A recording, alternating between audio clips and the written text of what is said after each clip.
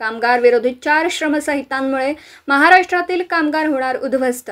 इन्फ्लूम व ग्रोवर झंपा कंपनी गेटवर gate meeting प्रसंगी कामगारांना सरकारच्या कामगार विरोधी शेतकरी व सर्वसामान्य जनतेच्या विरोधातील धोरणांचं मार्गदर्शन करताना सेटूचे जिल्हा सरचिटणीस कॉम्रेड देविदास आडोळे, सेटूचे तालुका अध्यक्ष कॉम्रेड दत्ता राक्षे यांनी केलं। 4 श्रमसंहिता व महाराष्ट्र विशेष जनसुरक्षा विधेयक 1 एप्रिल नंतर कधीही लागू शकतं।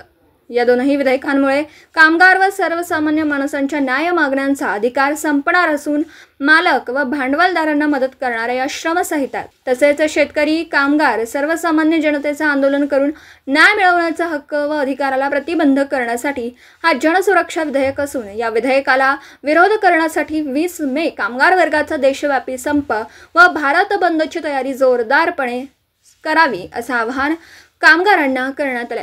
गेट मीटिंग प्रसंगी उपस्थित कामगार वर्ग पांडुरंग बिरार, ग्रामीण प्रतिनिधी, सुरगाणा पेठ, नाशिक।